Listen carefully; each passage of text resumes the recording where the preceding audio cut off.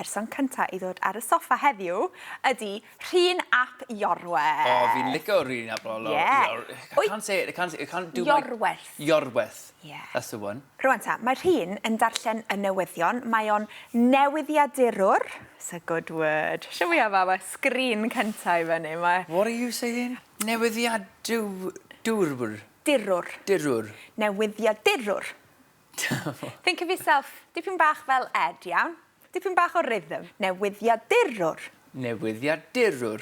Yeah. What does newyddiadurwr mean, do you know? Newscaster. Yeah, da iawn. Yeah, I just guessed because I knew he was a Because newscaster. that's what his job is. Da iawn. A political newscaster. So mae gen ti cyflwynydd, presenter, gohebydd, reporter, a wedyn newyddiadurwr, like journalist. Aha. Yeah? Oh, right, okay. Because like newyddion. Yeah, news. Newyddion, news, yes. Ardderchog.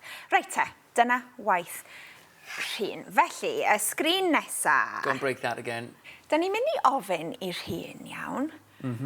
O ti eisiau? What does o ti eisiau? Would you? Ought ti. Literally, did you want to? Iawn. That's Now, it. this word eisiau, o isio yn y gogledd, eisiau, isio, same word, iawn. Okay.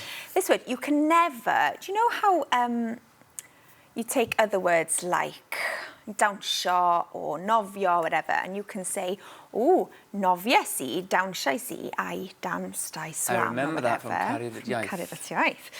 With eisiau, you can never do that, okay? You can never say, I wanted, you can never say eisiais I. So, a question ydy, did you always want to be a journalist, right? O ti... O ti... Always, wastad. Wastad. Slip a little word in the middle there. O ti wastad eisiau bod yn newyddiadurwr? O ti wastad eisiau bod newyddiadurwr?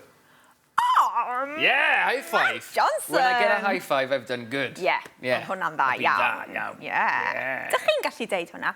O ti wastad eisiau bod yn newyddiadurwr?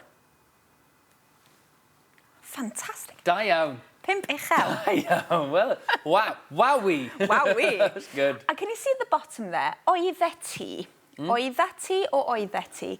Basically, see how what we've done is just... I love it when you do that. Condense the word. So that's it's brilliant. Nice and natural. Instead of oeddet ti, Oeddet ti. o ti. O ti. Yeah, same meaning. Be am i symud ymlaen i'r sgrin nesa? You're welcome. Sut profiad ydy? Yeah, beth ydy profiad? You obviously have heard the word because you said profiad. Experience, iawn. Felly, sut brofiad ydy? Little treiglo i mewn yn fanna, after sit. Sut brofiad ydy? What kind of experience is cyflwyno'r newyddion?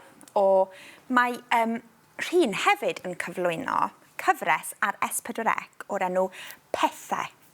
So, he presents a series about kind of culture a hanes a y byd celfyddyd arts programme yng Nghymru. Ja? So, sut brofiad ydy... Sut brofiad ydy... Cyflwyno. Cyflwyno... What is arts programme? You can just say pethau. And beth ydy sut brofiad oedd? How long?